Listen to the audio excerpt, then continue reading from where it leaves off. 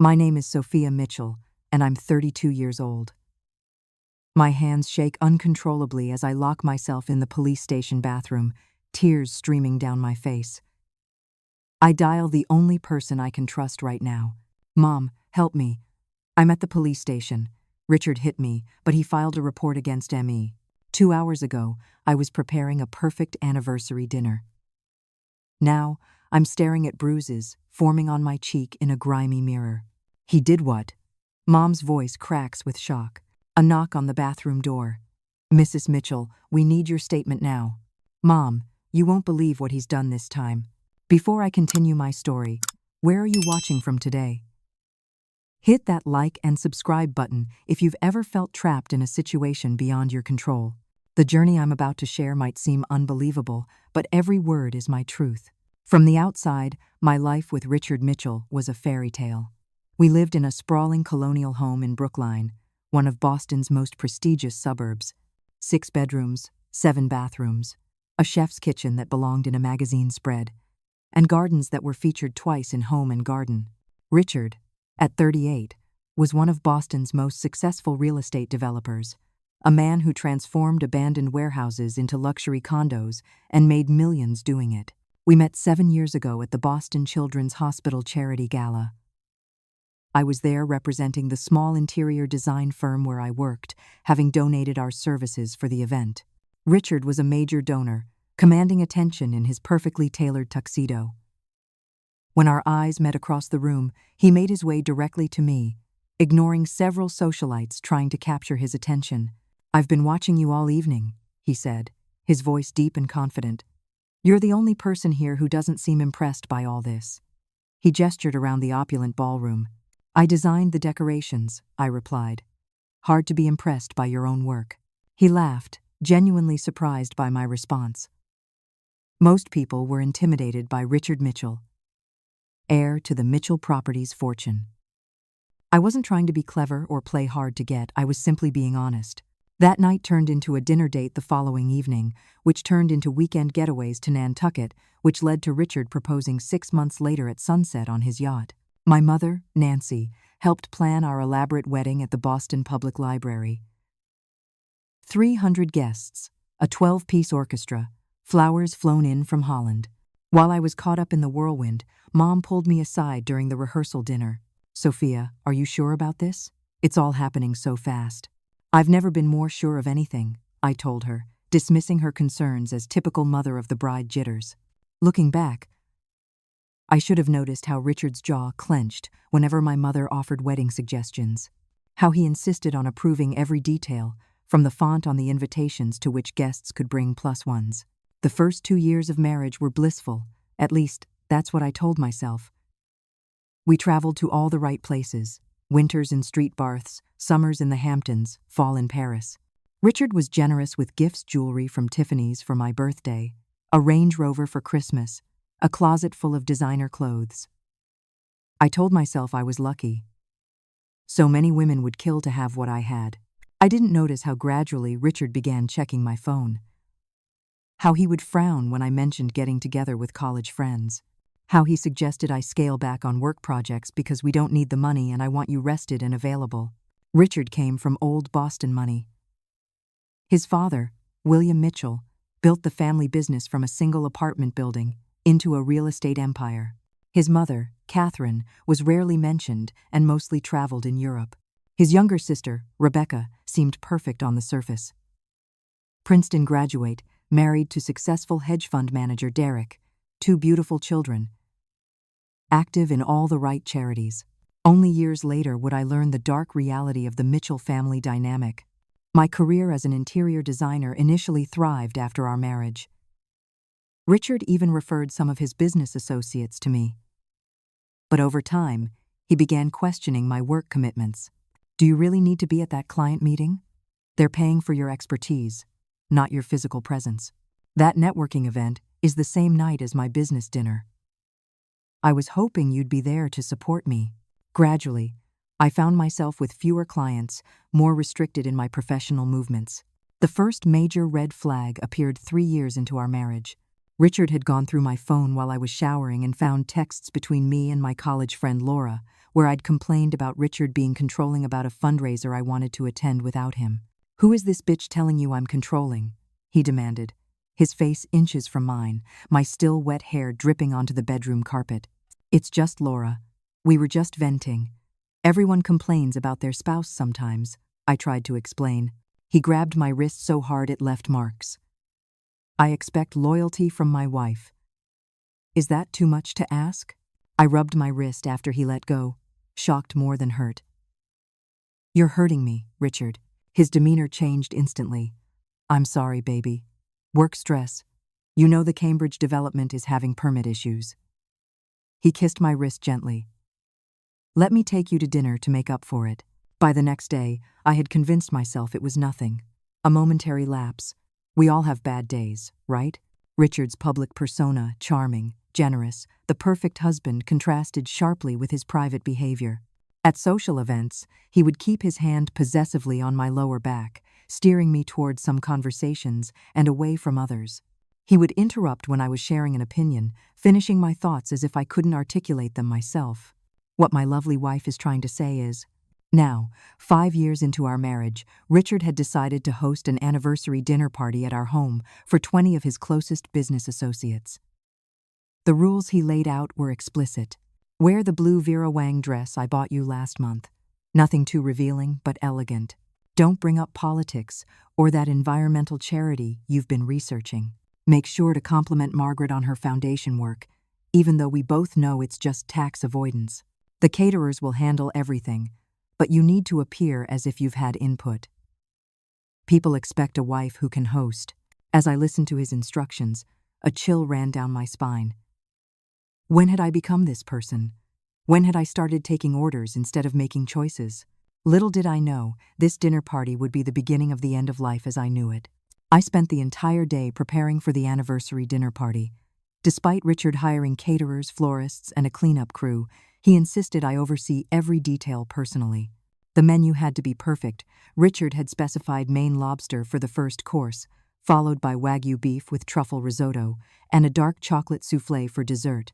The wine pairings were selected months in advance from our cellar, including a 1,982 Bordeaux that cost more than my first car. "Mrs. Mitchell, where would you like the flower arrangements?" asked the florist, a young woman who seemed nervous in our home. Before I could answer, Richard's voice came from behind me. "The arrangements go on the sideboard and center of the dining table. White roses only, no greenery on the table. Sophia knows this." I smiled weakly at the florist. Exactly as my husband says. Richard's executive assistant Megan arrived 3 hours before the guests. Tall, immaculately dressed in a charcoal pantsuit, she had worked for Richard for 4 years and knew exactly how he liked things done. She never seemed to go home, answering emails at midnight and appearing at our house on weekends with documents requiring Richard's signature. "Sophia, Richard asked me to make sure the place cards are correctly positioned," Megan said, not bothering with a greeting. "And he wants me to remind you about Mrs. Harrington's shellfish allergy. I've already told the caterers, Megan. And the place cards are arranged according to Richard's diagram," I replied, trying to keep the annoyance out of my voice. Megan checked anyway, adjusting one card by a fraction of an inch. I'd made the mistake of embarrassing Richard at our last dinner party 6 months ago. Senator James Harrington had asked my opinion on a new mixed-use development in a historically black neighborhood. I'd answered honestly, saying I thought developers needed to be more sensitive to displacement issues. "My wife gets emotional about these community matters," Richard had interjected smoothly. "She doesn't quite understand the economic complexities."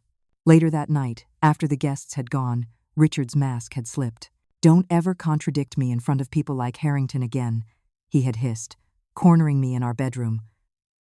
"Do you have any idea how important his committee is for the zoning on the riverfront project?" I didn't make that mistake again. At precisely 7 p.m., the doorbell rang. Richard straightened his Hermes tie and plastered on his charming smile. "Showtime, darling." The guests arrived in waves. Thomas and Allison Jenkins, Richard's primary business partner and his wife, the Harringtons, the Blakes, the Powells, and other couples from Richard's business and social circles.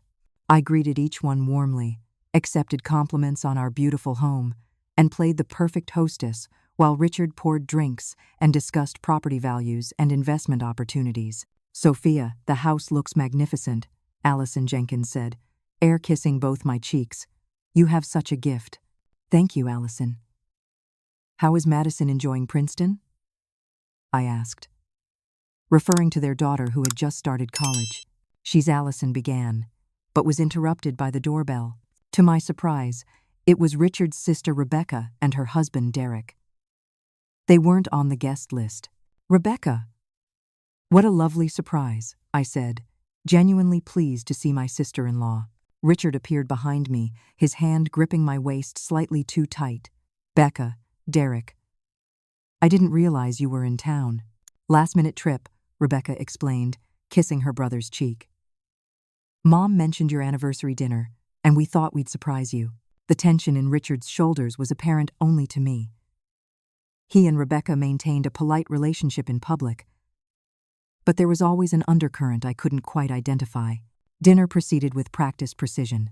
The caterers served each course flawlessly, the conversation flowed along with the expensive wine, and Richard commanded the table with anecdotes and business insights. I smiled and nodded at all the right moments. During the main course, Senator Harrington raised his glass. "To Richard and Sophia. 5 years of marriage that looks as perfect as this dinner party." Everyone clinked glasses. Richard squeezed my hand on the table, his public display of affection betrayed only by the slight dig of his fingernails into my palm. "Sophia deserves all the credit," Richard said, his voice warm with what anyone else would interpret as love. "She's the perfect partner." The word perfect hung in the air like a threat. As dessert was being served, Thomas Jenkins knocked over his wine glass, sending dark red liquid across the pristine white tablecloth and onto Richard's sleeve. "Oh God, I'm so sorry," Thomas said, dabbing ineffectually with his napkin. "It's nothing," Richard assured him, his smile firmly in place, though I could see the muscle twitching in his jaw. "Sophia, darling, would you help me with this in the kitchen?" In the kitchen, safely out of earshot, Richard grabbed my arm. "Did you see what that idiot did? This is a $5,000 Brioni shirt." "It was an accident, Richard," I whispered, aware that the catering staff was trying to appear busy and unhearing. "I'll get the stain remover. Make sure the rest of the evening goes perfectly," he said, his voice low. No more disasters. The rest of the dinner proceeded without incident. Guests complimented the soufflé. Richard told charming stories about our honeymoon in Bali, and I nodded and smiled on cue. By 11, everyone was saying their goodbyes, thanking us for a marvelous evening and a perfect meal. Rebecca hugged me tightly before leaving. "Call me tomorrow," she whispered in my ear, something urgent in her expression. When the door closed behind the final guest, Richard's facade collapsed like a house of cards. "What the hell was that seating arrangement?" he demanded, loosening his tie. "I specifically said Blake should be next to Harrington. The cards were arranged exactly as you echoed. And you spent 10 minutes talking to Derek about your charity project. Do you think I didn't notice?" "He asked me about it, Richard. What was I supposed to do? Change the subject like an intelligent person would." His voice rose. "And you served the 82 Bordeaux too early. It needed to breathe." "The sommelier you hired said it was ready," I protested. "Don't argue with me," Richard shouted, slamming his hand down on the marble countertop. "I'm sick of your excuses." I took a step back. "You're being unreasonable. The dinner was perfect. Everyone had a wonderful time." Richard's face contorted. "Perfect? You call that perfect?" Rebecca and Derek, showing up uninvited. Jenkins ruining my shirt. Your endless chatter with Allison about her daughter's college experience, as if anyone cares.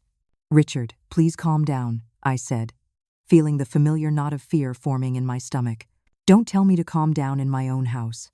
He advanced toward me, his face red with anger. "You embarrassed me tonight." I didn't. His hand connected with my face before I could finish, the force of it knocking me against the counter. The pain was immediate and shocking. "Richard," I gasped, my hand going to my cheek. Something inside me snapped. 5 years of suppressed anger and fear crystallized into a single moment of clarity. As he moved toward me again, I grabbed the nearest object, a small crystal vase, and held it up defensively. "Stay away from me," I warned. He lunged, and in the struggle, The vase connected with his forearm, cutting a shallow gash. Blood immediately began to seep through his white shirt. Richard looked down at the blood, then back at me, his expression morphing from rage to calculated coldness. "You crazy bitch," he said quietly. "You're going to regret that." He pulled out his phone and dialed, his eyes never leaving mine. 911? "I need police assistance. My wife just attacked me with a weapon. I'm bleeding." "Yes, I'm at 47 Marlborough Street. Please hurry. I don't feel safe." As I stood frozen in shock, Richard's lips curved into a small, triumphant smile. "Time to show the world who you really are." Sophia.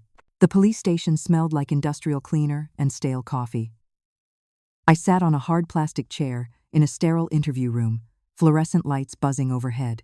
My mascara had dried in streaks down my face, and my designer dress, the blue Vera Wang that Richard had insisted I wear, was wrinkled and stained with tears. Through the window in the door, I could see Richard in the main area, holding a gauze pad to his arm, looking appropriately distressed as Officer Lisa Jensen took his statement.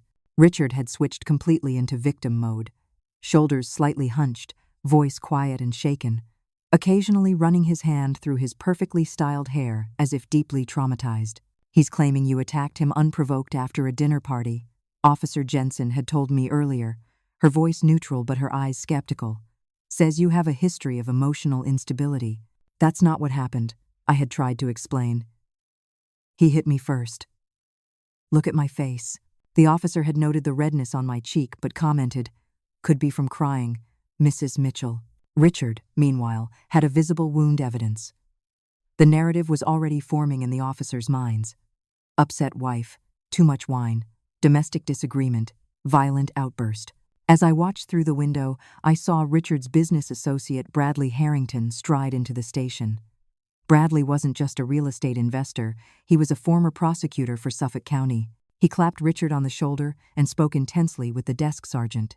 Their voices carried faintly through the door. "Richard is the victim here," Bradley was saying. "His wife has been increasingly erratic. We've all noticed it. Frankly, we've been concerned." My stomach twisted as I realized what was happening. Richard had planned for contingencies. Had he been setting this up for months? Creating a narrative about my instability among his friends and associates? Richard's warning from months ago echoed in my head. "No one will believe you over me, Sophia. I'm Richard Mitchell. Who are you?" The door to the station burst open, and my mother rushed in, her face pale with worry. At 58, Nancy Williams still had the energy of someone decades younger. Her silver-streaked dark hair was hastily pulled back, and she wore mismatched shoes, clear evidence of her rush to reach me.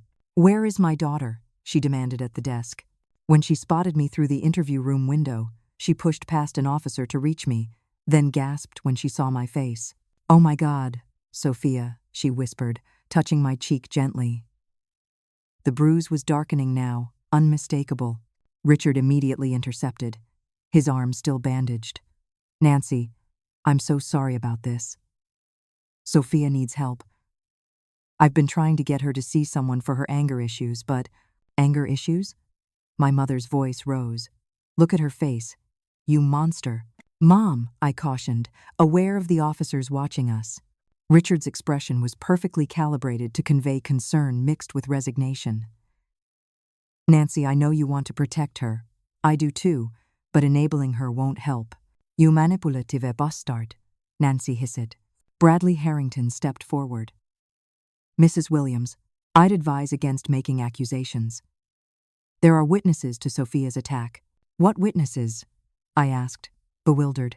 As if on cue, the station door opened again, and Richard's assistant Megan walked in, her face a mask of appropriate concern.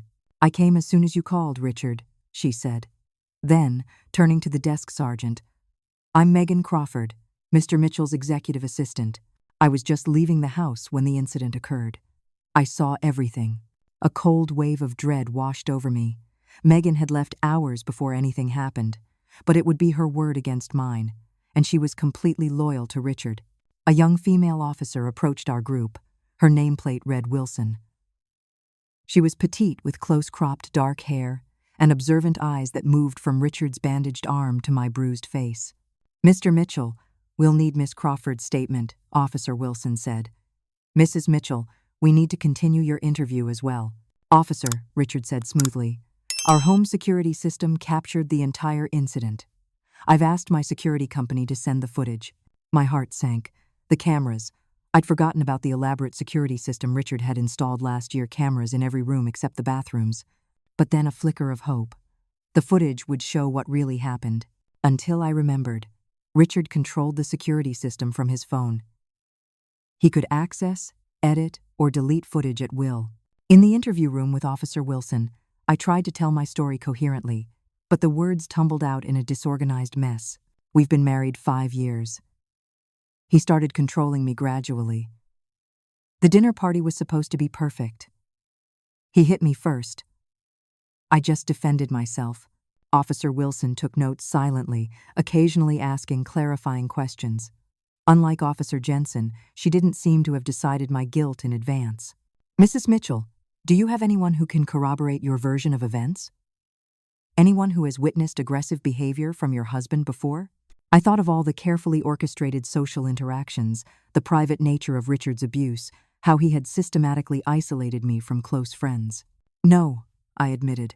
"He's very careful." When the interview ended, I was led back to the main area where Richard's statement had been completed. Megan had provided her fabricated eyewitness account, claiming she had returned to the house to retrieve forgotten documents and witnessed me attacking Richard in a hysterical rage. Captain Roberts, a gray-haired man with a weathered face, approached me. "Mrs. Mitchell, based on the statements and evidence, we're charging you with domestic assault. Your husband has also filed for an emergency restraining order."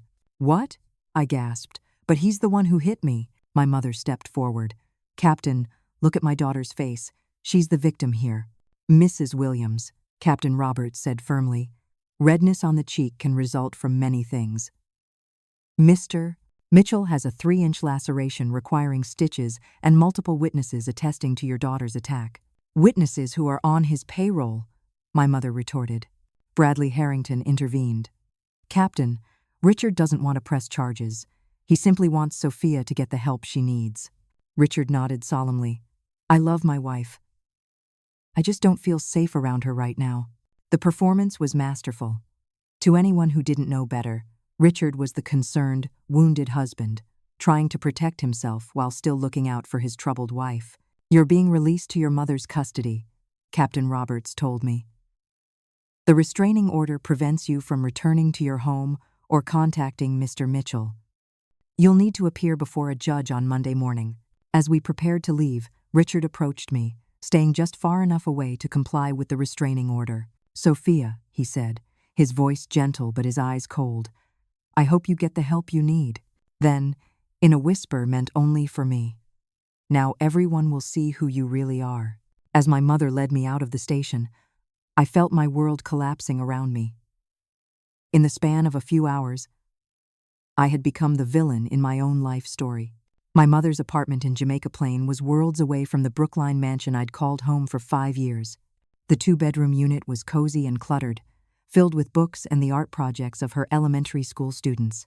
After 30 years as a teacher, she lived comfortably but modestly, a stark contrast to the opulence I'd grown accustomed to. "Let me look at that bruise," Mom said, gently tilting my face toward the bathroom light. The mark had darkened to an ugly purple, extending from my cheekbone down to my jaw. "We need to document this," she said, retrieving her phone. "For evidence." As she carefully photographed my injury from multiple angles, I noticed the practiced way she handled the situation. "Mom, you seem to know exactly what to do." She paused, setting the phone down. "I was married before I met your father, Sophia. I never told you because, well, I wanted to forget it myself." "You were in an abusive relationship?" I asked, stunned by this revelation about my strong, independent mother. "For 3 years in my 20s, she confirmed. David was charming, successful, and gradually isolated me from everyone who cared about me. By the time he put me in the hospital, I had nowhere to turn." "You never told me," I whispered. "I didn't want that story to be part of your life," she said, squeezing my hand. Now I realized that was a mistake. Maybe if I'd warned you about the signs. Richard was so different at first, I said, the memories washing over me like a toxic tide. The patterns were suddenly so clear. Richard's initial charm and generosity, the whirlwind romance, then the gradual isolation and control. How he'd convinced me to drop clients that took too much of our time. How my circle of friends had shrunk to his approved list. How he monitored my phone, my emails, my social media under the guise of keeping me safe. There was the time he'd surprised me by paying off my car, transferring the title to his name because it makes the insurance easier. The joint bank accounts that required his approval for any withdrawal over $200. The beautiful home office he'd built me, then insisted I use instead of my rented studio space downtown, effectively cutting me off from colleagues. He wakes me up in the middle of the night sometimes, I told my mother. Says he wants to talk about something important, keeps me up for hours, then acts like I'm lazy when I'm exhausted the next day. Sleep deprivation, my mother nodded. Classic abuse tactic. I used my mother's laptop to check our bank accounts, only to discover I'd been locked out of all of them. My credit cards had been canceled. My phone buzzed with a bank alert. Richard had initiated divorce proceedings with a freeze on all joint assets. How did he move so fast? I wondered aloud. He's been planning this, my mother said grimly. Probably for a long time. Examining my phone, we found a tracking app disguised as a weather widget. Richard had been monitoring my location for months without my knowledge. My phone began buzzing with text messages from acquaintances. Did you have a nervous breakdown? Are you getting help? Richard is so worried about you. I scrolled through social media to find Richard had posted a vague but pointed update. Difficult times. Test us all. Asking for prayers as my family faces a personal crisis. Mental health is so important. The comments were filled with support for him, vague concerns about me. My mother took the phone from my shaking hands. That's enough of that for now. She made a call to her old friend Amanda Reeves, who worked at a domestic violence center. We need advice, legal and otherwise, Mom explained. My daughter's husband is playing a very sophisticated game. While she talked, I received a text from an unknown number. Call me when you're alone. It's Rebecca. Just past midnight, when my mother had finally fallen asleep on the couch, I called Richard's sister. Sophia, Rebecca answered immediately. Are you safe? I'm at my mother's, I confirmed. Rebecca. Richard is saying I attacked him, but I know, she interrupted. I know my brother, Sophia. This isn't the first time. What do you mean? Rebecca's voice dropped to a whisper, as if she was afraid of being overheard. Our father was the same way with our mother. Charming in public, a monster at home. Mother tried to leave once, when we were children. Father destroyed her, made her look unstable, took us away, left her with nothing. That's what Richard is doing to me, I realized. It's the Mitchell family playbook, Rebecca confirmed. Richard watched and learned from the master. Why are you telling me this? I asked. Because someone should have warned you, she said. And because I want to help, but I'm afraid. Richard and my father, they're vindictive. If they knew I was talking to you. I understand, I assured her, recognizing the fear in her voice. Is there anything you can do? I'll think of something, she promised. Stay strong, Sophia. The next morning, I woke to news notifications on my phone. Richard had given an interview to a local reporter. Mitchell developer opens up about wife's struggles. The article painted a sympathetic portrait of a devoted husband dealing with a wife's serious mental health issues and violent outburst. It mentioned Richard's unwavering support despite my increasingly erratic behavior. He's destroying me, I whispered, tears falling onto the screen. My mother found me curled up on the guest bed, sobbing uncontrollably. I've lost everything, Mom, I cried. My home, my money, my reputation. He's taking it all away. She sat beside me, her hand warm on my back. No, sweetheart. You still have yourself. You still have me. And you have the truth. But in that moment, with Richard's machinery working against me, the truth felt like the weakest weapon in my arsenal. The courthouse was an imposing granite building in downtown Boston. I wore the most conservative outfit I could borrow from my mother, a navy blue skirt suit that was slightly too big. My bruise was still visible despite my careful makeup application. Lauren Peters, my public defender, met us on the courthouse steps. She was young, probably just a few years out of law school, with a stack of files under her arm and dark circles under her eyes. "Mrs. Mitchell?" "I'm Lauren Peters," she introduced herself, shaking my hand. "I've reviewed your case file. We don't have much time, so let's talk inside." In a small conference room, Lauren laid out our situation with brutal honesty. "Your husband has retained James Harrington from Harrington, Preston, and Weber," she said, naming one of Boston's most prestigious law firms. "He's also filed for emergency divorce proceedings, claiming an infidelity clause in your prenup." "Infidelity clause?" I echoed. "I never cheated on Richard. According to these documents, he has evidence suggesting otherwise," Lauren said, sliding a paper across the table. I scanned the document in horror. Richard claimed to have evidence of an affair between me and Thomas Jenkins, his business partner. "This is completely fabricated," I insisted. "I barely know Thomas outside of business functions." Lauren nodded, unsurprised. "Unfortunately, we're playing defense on multiple fronts here.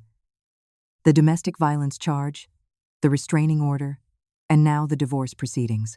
With your assets frozen and the prenup in question, we're at a significant disadvantage." "What can we do?" my mother asked. "For today, our focus is getting the restraining order modified and fighting the domestic violence charge," Lauren explained. "But Mrs. Mitchell, I need to be honest, I have 4 other cases today alone. I'll do my best, but you might want to consider specialized counsel if you can find a way to afford it." The courtroom was intimidating, with its high ceilings and somber atmosphere. Richard sat at the plaintiff's table with James Harrington, a silver-haired man in a bespoke suit that probably cost more than Lauren's monthly salary. Richard had dressed down for the occasion, wearing a simple button-down shirt that highlighted his bandaged arm. His expression was a perfect mixture of concern and sorrow. When Judge Franklin called our case, Richard's team went first. "Your Honor, my client seeks protection from his wife following a violent attack in their home," Harrington began. "Mr. Mitchell has supported Mrs. Mitchell through increasingly concerning behavior, but when she assaulted him with a crystal vase, causing a wound requiring 15 stitches, he was forced to seek legal protection." Judge Franklin, a man in his 60s with reading glasses perched on his nose, nodded sympathetically. Lauren did her best, presenting the photographs of my bruised face and arguing that I had acted in self-defense after Richard struck me first. But without witnesses or unaltered security footage, it was my word against Richard's, and Richard had Megan's fabricated testimony backing his version. "Your Honor," Harrington countered, "the alleged bruising could have occurred during the struggle when Mr. Mitchell was defending himself. We have an eyewitness who confirms Mrs. Mitchell was the aggressor." The judge extended the temporary restraining order and set a hearing date for the assault charge. I was prohibited from returning to my home or contacting Richard in any way. As we left the courtroom, I saw Richard being approached by reporters in the hallway. The media was already picking up the story. Prominent Boston developer Richard Mitchell and his troubled wife. Outside, we were met by a woman in her 40s with a determined expression and a tailored gray suit. "Sophia Mitchell? I'm Sarah Donovan," she introduced herself. "Amanda Reeves asked me to find you." "Sarah is a domestic violence attorney," my mother explained. "Amanda's organization refers cases to her." "Let's talk somewhere private," Sarah suggested, leading us to a nearby cafe. Over coffee, Sarah laid out the situation with blunt honesty. "Your husband is running a classic high-powered abuser playbook. Control the narrative, isolate the victim, use systems designed to protect victims against them instead." "Can you help me?" I asked. "I can. But you need to understand. This will get uglier before it gets better," Sarah warned. "Men like Richard don't surrender control easily. He'll use every resource at his disposal to discredit and destroy you." "I have no money," I admitted. "He's frozen everything. My retainer is covered by Amanda's organization for the first month," Sarah explained. "After that, we'll figure something out. Maybe a loan from your mother, maybe contingency arrangements if we can get at some of your assets." "What's our strategy?" my mother asked. "First, we document everything," Sarah said. "Every bruise, every threatening message, every manipulative action. Second, we build a paper trail of Richard's abusive behavior.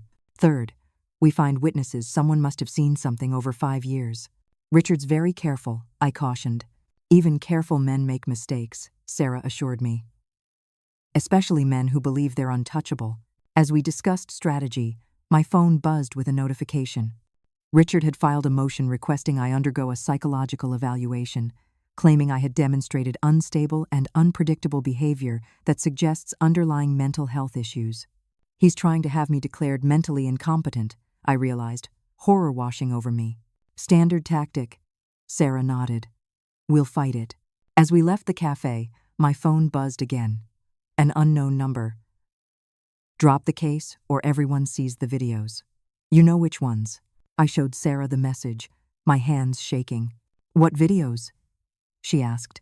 I don't know, I admitted. But Richard records everything. He could have edited footage from our home cameras to show anything he wants. Sarah took a photo of the message. Witness intimidation. We'll add it to the file. Back at my mother's apartment, Sarah helped me create a timeline of Richard's controlling and abusive behavior. It was physically painful to recall 5 years of gradually escalating control, how he'd isolated me from friends, monitored my communications, controlled our finances, criticized me constantly, and eventually became physically abusive. The problem is proving it, Sarah acknowledged. Without witnesses or documentation, it's your word against his.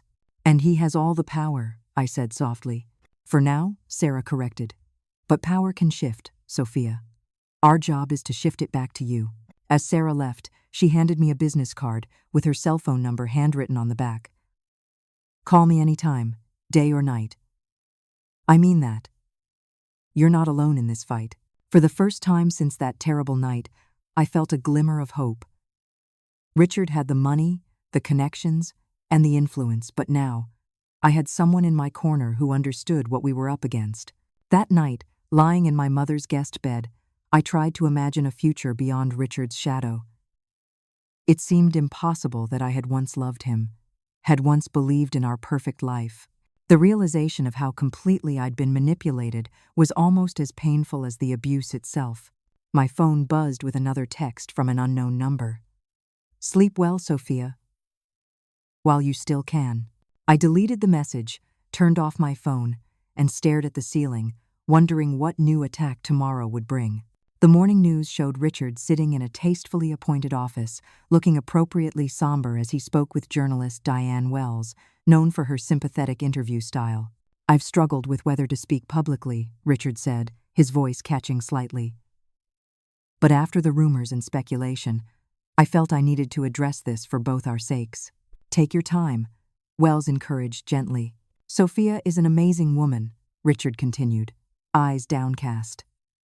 But over the past year, she's changed. Mood swings, paranoia, accusations. I suggested therapy, but, he sighed heavily, I blamed myself. Thought I wasn't supportive enough. And the incident? Wells prompted. I came home from the office, and she was agitated, accused me of spying on her, cheating on her. When I tried to calm her down, she grabbed a crystal vase and he gestured to his bandaged arm. The doctors said another inch to the left, and it could have severed an artery. I threw the TV remote across the room, narrowly missing my mother as she entered with coffee. That manipulative liar, I shouted. He's making me sound crazy. Don't watch that garbage, Mom advised, turning off the TV. Sarah called. She's on her way over with news. Sarah arrived carrying a thick manila folder and a determined expression. Richard's busy, she announced. While he's doing his media tour, we've been investigating. She spread documents across the kitchen table. He's been laying groundwork for months. Look at these emails to your former clients. The emails, which Sarah had obtained from a sympathetic former colleague at my design firm, showed Richard had been contacting my clients with concerns about my reliability and emotional stability since at least January. He's been planning this for nearly a year, I realized, feeling sick. That's not all, Sarah continued. Your former assistant Jenna contacted me. Richard offered her $50,000 to testify that you were erratic and abusive to staff. Did she take it? My mother asked. No, but she's afraid to testify against him. Her new employer does business with Mitchell Properties. As we reviewed the evidence, my phone buzzed with notification after notification. Friends and acquaintances were unfriending and unfollowing me on social media. Several sent messages expressing concern or suggesting I get help. Sarah checked her phone and grimaced. He's escalated. Someone hacked your Instagram account and posted altered screenshots of text messages making it look like you were having an affair. I grabbed my phone to see the damage. There were manipulated conversations between me and Thomas Jenkins that appeared intimate and inappropriate. The timestamps went back months. I never sent these, I insisted. This is completely fabricated. I believe you, Sarah assured me. But it's effective. It supports his narrative and triggers the infidelity clause in your prenup. That afternoon, we met with a financial investigator Sarah had hired. The news wasn't good. Mr. Mitchell has been moving assets offshore for at least 8 months, explained Gabriela Rodriguez, a former IRS forensic accountant. Cayman Islands, Switzerland, Singapore. He's been liquidating joint assets and transferring them beyond easy legal reach. Can we prove it? Sarah asked. With a court order for his financial records, yes. But it won't be quick or easy. When we returned to my mother's apartment, we discovered new surveillance cameras had been installed on the building across the street, aimed directly at her windows. He's watching me, I whispered, closing the blinds. We'll add stalking to the charges, Sarah said grimly. The next day brought more bad news. Richard had contested any form of spousal support, claiming my mental instability made me unable to manage finances responsibly. The judge assigned to our divorce case, Walter Holbrook, was a longtime golfing buddy of Richard's father. The system is rigged against us, I said, despair washing over me. Then we work outside the system, Sarah replied. We need to find witnesses Richard can't intimidate or buy. Our first court hearing for the domestic violence case was a disaster. Richard arrived with an entourage. His attorney James Harrington, his assistant Megan ready to testify, his business partner Thomas Jenkins, looking uncomfortable but present, and a psychologist from Massachusetts General Hospital prepared to testify about signs of instability he'd observed at social events. Most devastating was Allison Jenkins' presence beside Richard. She had always been friendly to me, but now she avoided my gaze as she prepared to testify that I'd confided in her about violent impulses I'd never actually mentioned. She's lying, I whispered to Sarah. Why would she do this? Thomas probably can't refuse Richard without risking their business relationship, Sarah surmised. Allison is protecting her family's livelihood. Judge Holbrook showed clear bias throughout the proceedings, sustaining almost every objection from Richard's team while overruling most of Sarah's. His expression when looking at me conveyed his judgment before a single witness had testified. By the end of the day, the case against me looked increasingly solid. Richard's witnesses presented a consistent, if entirely fabricated, narrative of my deteriorating mental state and eventual violent outburst. As we left the courthouse, a young man approached us hesitantly. Mrs. Mitchell? I'm Daniel Reynolds. I'm a server at Marcello's. I recognized him vaguely as a waiter from one of Richard's favorite restaurants. I saw your picture in the news, he continued. Mr. Mitchell is a regular at our restaurant. I've seen how he treats you when he thinks no one is watching. Sarah immediately handed him her card. Would you be willing to make a statement? Daniel looked nervous. I could lose my job. But I've seen him grab your arm under the table. Seen you wince. I've heard him whisper threats with a smile on his face. It's not right. What he's doing to you now.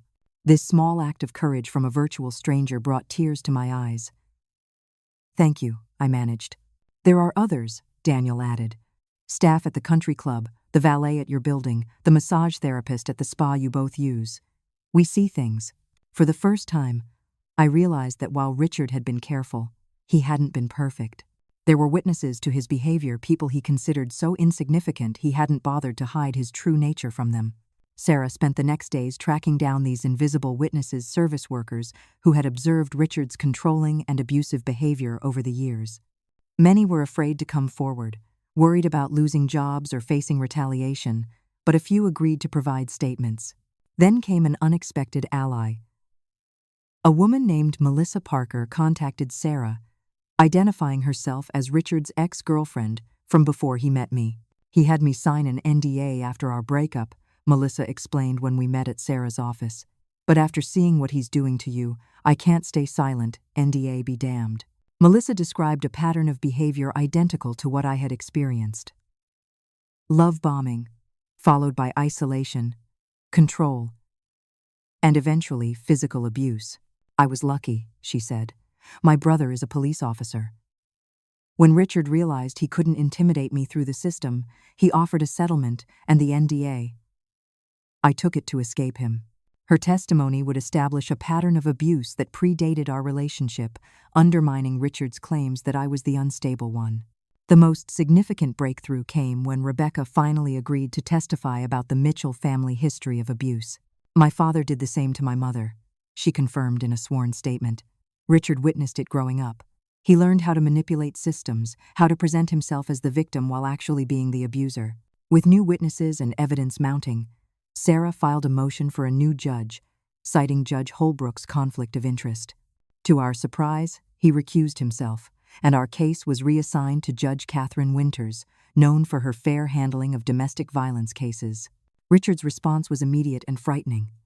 That night, I discovered a hidden camera in my mother's kitchen, evidence he had somehow gained access to her apartment. He's escalating, Sarah warned. This is when abusers are most dangerous, when they feel control slipping away.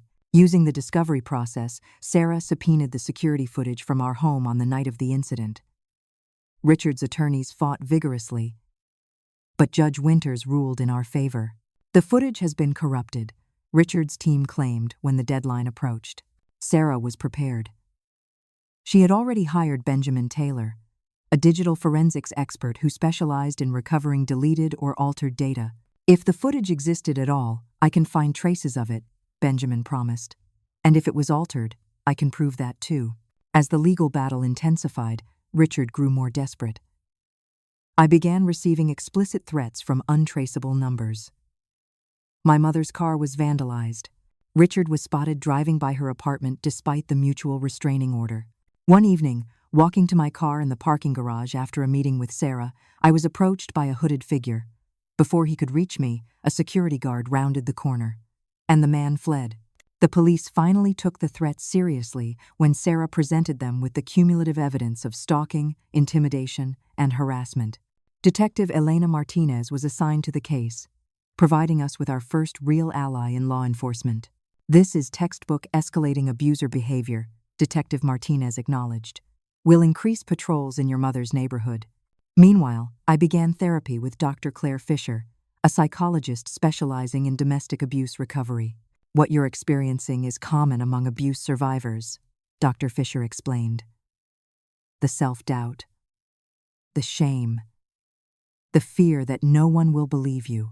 She encouraged me to join a support group for domestic violence survivors, where I met women from all walks of life who had experienced similar patterns of abuse. Their stories both horrified me and gave me strength. I was not alone, not crazy, not to blame. One woman, Jessie, had survived an abusive marriage to a prominent surgeon. The more respected they are publicly, she told me, the harder it is to make people believe the truth. As we built our case and strengthened our support network, Richard made his most brazen move yet. Despite the restraining order, he appeared at my mother's building, demanding to speak with me. When the building security refused him entry, he created a scene, playing the concerned husband, just trying to help his troubled wife.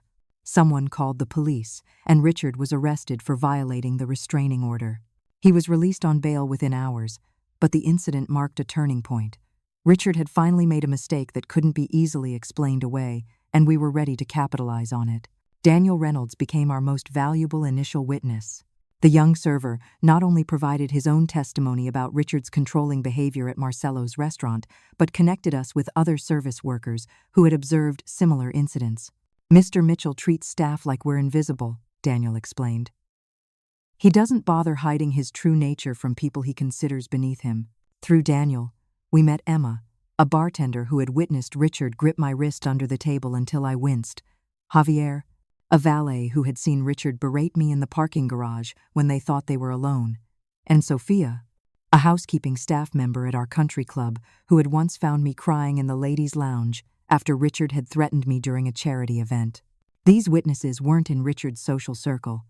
He couldn't threaten their businesses or social standing. While he could, and did, attempt to bribe some of them, enough refused to be intimidated. But our most unexpected ally came in the form of Melissa Parker, Richard's ex-girlfriend from 3 years before he met me. I was trapped in the same nightmare, Melissa told us over coffee at Sarah's office. The perfect gentleman in public, a monster behind closed doors. Melissa had signed a non-disclosure agreement as part of her breakup settlement with Richard, receiving $250,000 in exchange for her silence about his abuse. "I know he'll sue me for breaking the NDA," she said, hands trembling slightly around her cup. "But I can't watch him do to you what he did to me." Melissa described in chilling detail how Richard had love-bombed her, isolated her from friends and family, controlled her finances, and eventually become physically abusive. "The last straw was when he choked me during an argument about a dinner party," she recalled. "I thought I was going to die.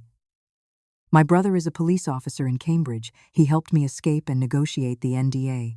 Melissa's testimony established a critical pattern of behavior that predated our relationship, undermining Richard's claims that I was the unstable or violent one.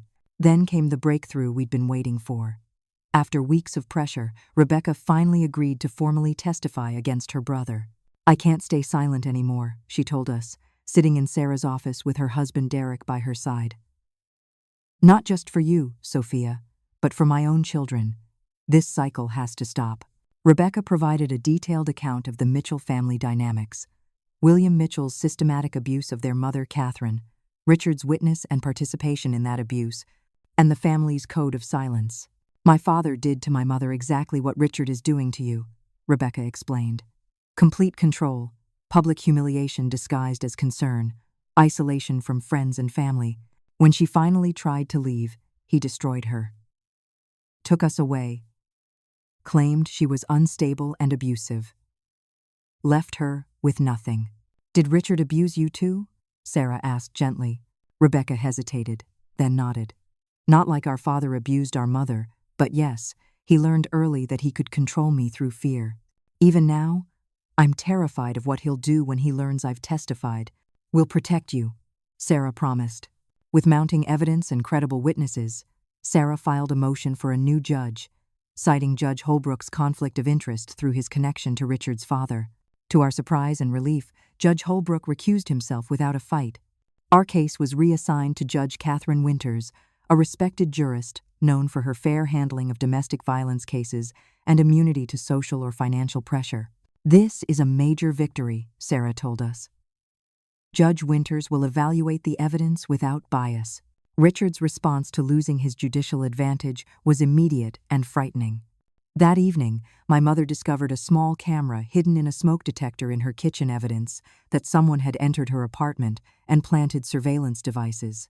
"He's having me watched," I realized, a chill running down my spine. Sarah called Detective Martinez, who arranged for a security sweep of the entire apartment. They found 3 more cameras and a listening device near the landline phone. "This is a serious escalation," Detective Martinez warned. "Stalking, breaking and entering, illegal surveillance. We can add these charges to the growing list." Using the discovery process, Sarah subpoenaed the security footage from our home on the night of the incident. Richard's legal team fought vigorously to block access, claiming privacy concerns and technical difficulties. Judge Winters was unpersuaded. "The footage is central to determining the truth of what occurred," she ruled. "The defense will have access within 48 hours. When the deadline approached, Richard's team claimed the footage had been corrupted during a system update. Sarah was prepared for this tactic.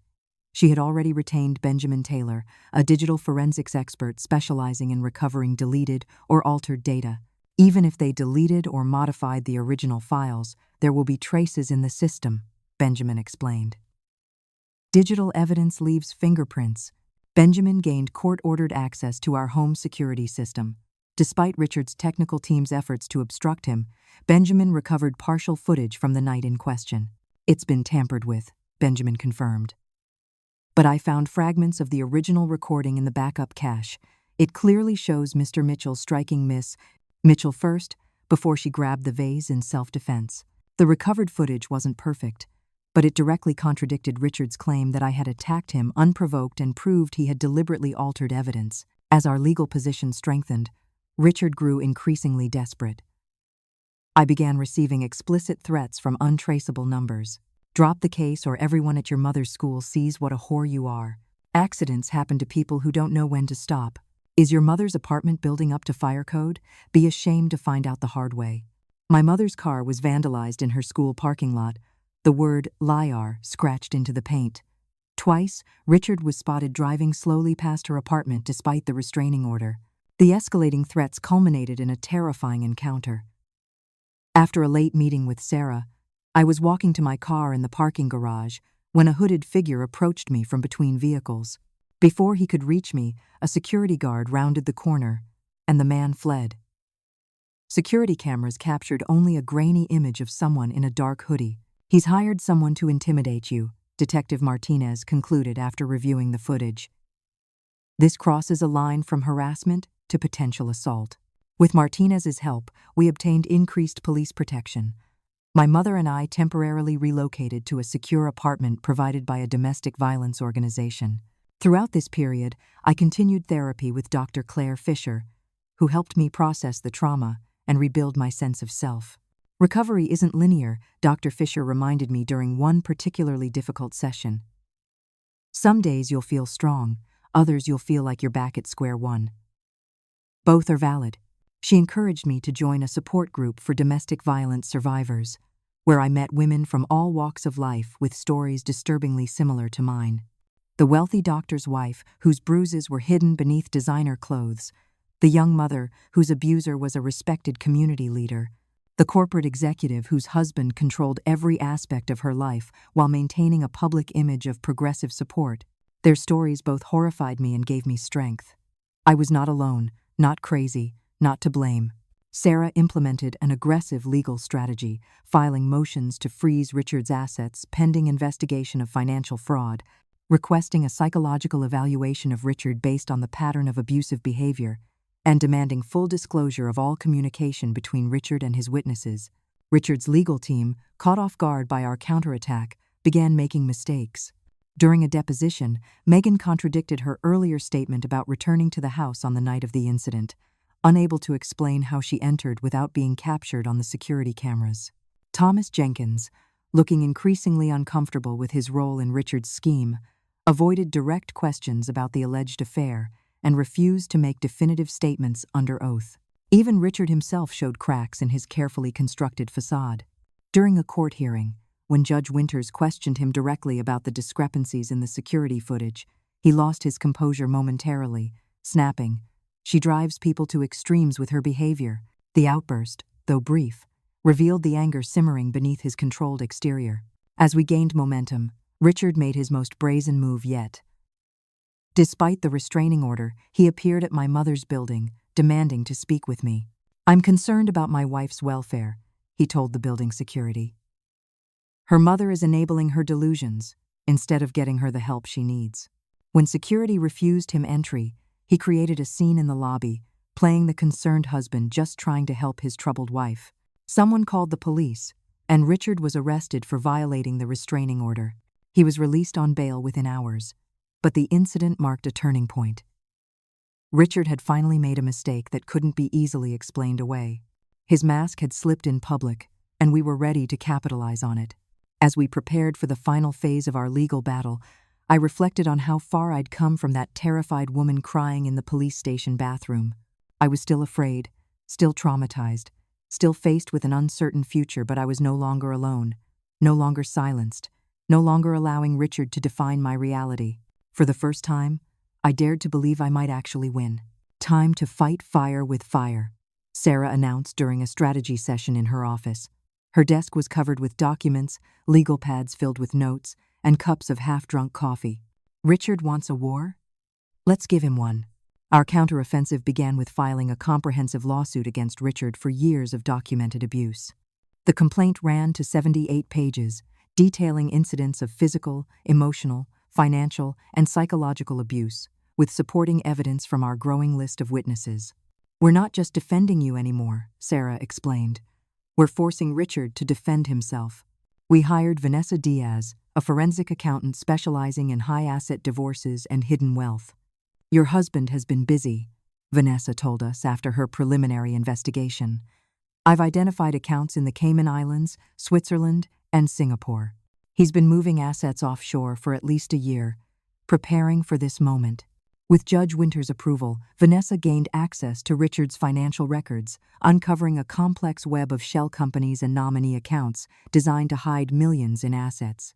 He violated the automatic financial restraining order that activates during divorce proceedings, Vanessa explained. That's contempt of court, and it undermines his credibility across all his claims. Sarah also developed a careful media strategy to counter Richard's public smear campaign. Rather than multiple interviews that might contain inconsistencies Richard could exploit, she arranged a single, in-depth conversation with Catherine Powell, a respected journalist known for her thorough research and commitment to accuracy. No emotional pleas, no unsubstantiated claims, Sarah advised before the interview. We stick to documented facts and let the evidence speak for itself. The resulting article, The Hidden Face of Abuse: How Wealth and Power Enable Domestic Violence, featured my story alongside those of other survivors whose abusers had used their resources to manipulate the system. It included photographs of my bruises, testimony from Melissa and our other witnesses, and expert analysis of the patterns of abuse. The public response was immediate. While some of Richard's allies dismissed it as a desperate attempt to salvage my reputation, many people began questioning the narrative he had so carefully constructed. The photographs of my bruised face, juxtaposed with Richard's claims of being the victim, created cognitive dissonance that was difficult to ignore. Richard's business partners began distancing themselves. Thomas Jenkins withdrew from several joint ventures, citing personal reasons. Investors in Mitchell Properties expressed concerns about the company's stability. The stock price dropped 15% in a week. Rebecca's testimony proved particularly damaging to Richard. Her detailed account of the Mitchell family's generational pattern of abuse, combined with evidence of Richard's similar behavior toward me and Melissa, established a psychological profile that was difficult to dismiss.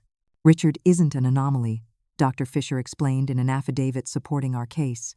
His behavior follows a well-documented pattern of intergenerational transmission of domestic violence. Children who witness abuse often grow up to either become abusers or victims themselves. Richard's father, William Mitchell, made his own move to intimidate us. He appeared uninvited at my mother's school, requesting a private conversation about family matters. When the school principal refused to disrupt my mother's class, William left a message. Nancy should remember what happens to people who interfere in Mitchell family business. The thinly veiled threat was added to our growing file of intimidation attempts. As the court battles continued, I focused on rebuilding my own strength. I joined a self-defense class specifically designed for abuse survivors, learning not just physical techniques but how to recognize danger signs and trust my instincts again. The goal isn't just to teach you how to fight back physically, explained the instructor, Maria, herself a survivor of domestic violence. It's to help you reclaim your body and your boundaries after someone has violated them. Each small act of reclaiming my independence, opening a new bank account in my name only, changing my phone number, reconnecting with friends Richard had isolated me from felt like a victory against his control. A court-appointed psychologist evaluated me and found no evidence of the emotional instability or paranoid tendencies Richard had alleged. Her report stated clearly that my symptoms were consistent with post-traumatic stress from prolonged exposure to domestic abuse, not any underlying mental health condition. Richard's legal team, seeing their narrative crumbling, proposed a settlement. He would drop the domestic violence charges and agree to a no-fault divorce with a modest financial package in exchange for my signing a non-disclosure agreement similar to Melissa's. He wants your silence, Sarah explained. That's worth more to him than the money. What do you think? I asked. I think we've got him on the ropes, Sarah replied. But ultimately, it's your decision. A settlement guarantees a conclusion. Taking this all the way means more stress, more exposure, more uncertainty. After careful consideration and discussions with my support network, I declined the offer.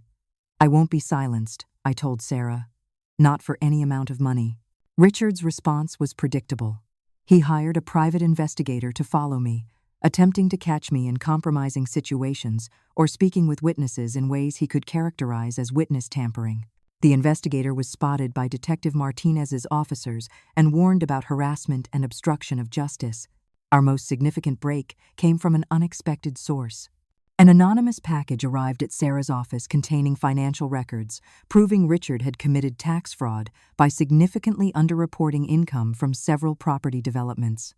Sarah immediately contacted the IRS's Criminal Investigation Division. "We don't know who sent this," she told me. "Could be a disgruntled employee, could be someone at his accounting firm with a conscience. Either way, it's legitimate and it's damning." With momentum clearly on our side, I made the difficult decision to return to our Brookline home to retrieve personal items and evidence I believed might still be there. Sarah arranged for a police escort and a digital security expert to accompany me. Walking through the front door of the house where I had been both happy and traumatized was surreal. Everything looked exactly as I remembered: the expensive furniture, the artwork we'd collected together, photographs from happier times displayed on the walls. In Richard's home office, our security expert discovered a hidden safe behind a bookshelf. With the court order allowing us access to all areas of the home, the police supervised as he bypassed the electronic lock. Inside, we found what we'd been hoping for: a second phone containing text messages and emails documenting Richard's affairs with multiple women, plans to hide assets before filing for divorce, and most damning of all, conversations with Megan about creating a containment strategy for me if I ever tried to leave. "He's going to drop a bomb on you," one message from Megan read. "Everyone will believe you're crazy by the time he's done." Richard's reply: "Already laying the groundwork with her friends and my family. By the time I'm finished, no one will believe a word she says." The evidence was overwhelming, not just of his plans to destroy me, but of his deliberate fabrication of the narrative he'd been selling to the courts and the media. That night, as I was preparing for bed at our safe apartment, my phone rang from an unknown number. Against my better judgment, I answered. "You'll regret the day you met me." Richard's voice was cold, controlled, but vibrating with fury. "You think you're winning? I'm just getting started." "Goodbye, Richard," I replied, surprising myself with my calm. "See you in court." I hung up and immediately called Sarah and Detective Martinez to report the call. The fact that Richard had obtained my new, unlisted number was concerning, but his threatening call was another piece of evidence of his true nature and another nail in the coffin of his carefully constructed public persona. The next day, we filed our final motions before the decisive court hearing that would determine both the domestic violence charges and the framework for our divorce proceedings. With our accumulated evidence, witness testimonies, and Richard's increasingly erratic behavior, we were positioned stronger than I had ever dared to hope. Richard Mitchell had spent a lifetime learning how to abuse with impunity, how to manipulate systems designed to protect victims. He had wealth, power, and connections that I could never match. But he had made one critical miscalculation. He had assumed I would remain isolated, intimidated, and silent. Instead, I had found my voice, my strength, and most importantly, allies willing to stand with me against his abuse. As we prepared for the final confrontation, I realized that regardless of the legal outcome, I had already reclaimed something precious that Richard had tried to take from me: my truth. The courtroom was packed for the final hearing. Journalists filled the back rows, domestic violence advocates sat clustered near the front, and even some of Richard's business associates attended, curious to see the culmination of the scandal that had rocked Boston's elite circles. Richard sat with his legal team, impeccably dressed as always, but noticeably thinner than when our ordeal began 3 months earlier. The strain of maintaining his facade while watching his carefully constructed narrative crumble had taken its toll. Judge Winters entered, her expression neutral, but her eyes sharp and observant. "These proceedings have generated significant attention," she noted. "But this court is concerned only with evidence and facts, not media narratives or public opinion." Sarah presented our case methodically, building a comprehensive picture of Richard's abusive behavior. The recovered security footage from our home, shown in full for the first time, clearly depicted Richard striking me before I defended myself with the vase. Rebecca's testimony about the Mitchell family's pattern of abuse was powerful and emotional. "My brother learned from our father that women are possessions to be controlled," she stated, her voice steady despite Richard's cold stare. "He saw how our father systematically destroyed our mother when she tried to leave, and he created the same playbook for his own relationships." Melissa Parker described her own experience with Richard, pointing out the striking similarities to my situation. Daniel and our other service worker witnesses testified to Richard's controlling behavior in settings where he thought no one important was watching. Benjamin Taylor presented his forensic analysis, proving Richard had deliberately tampered with the security footage, while Vanessa Diaz detailed his systematic hiding of assets in anticipation of divorce. Most damaging was the evidence from Richard's secret phone, documenting his premeditated plan to destroy my reputation if I ever tried to leave him. When Richard took the stand, his practiced charm initially held. He expressed deep concern for my mental health struggles and insisted he had only ever wanted to protect me, even from myself. But under Sarah's cross-examination, cracks appeared in his performance. "Mr. Mitchell," Sarah began, "you testified that your wife attacked you unprovoked on the night in question, correct?" "Yes, she was increasingly erratic and, yet the security footage clearly shows you striking her first. Were you lying then, or are you lying now?" Richard's jaw tightened. "The footage is incomplete. It doesn't show the lead-up to." "The footage shows exactly what happened," Sarah interrupted. "You hit your wife," she defended herself, "and then you fabricated a story painting yourself as the victim. Just as you did with Melissa Parker, correct? That relationship is not relevant to, just as your father did to your mother, correct?" Richard's composure finally shattered. "You don't know anything about my family," he snapped, his voice rising. "She deserved what she got. They all do when they don't listen." A stunned silence fell over the courtroom. In a few unguarded seconds, Richard had revealed the truth that lay beneath his carefully constructed persona. Judge Winter's ruling was decisive. All charges against me were dismissed.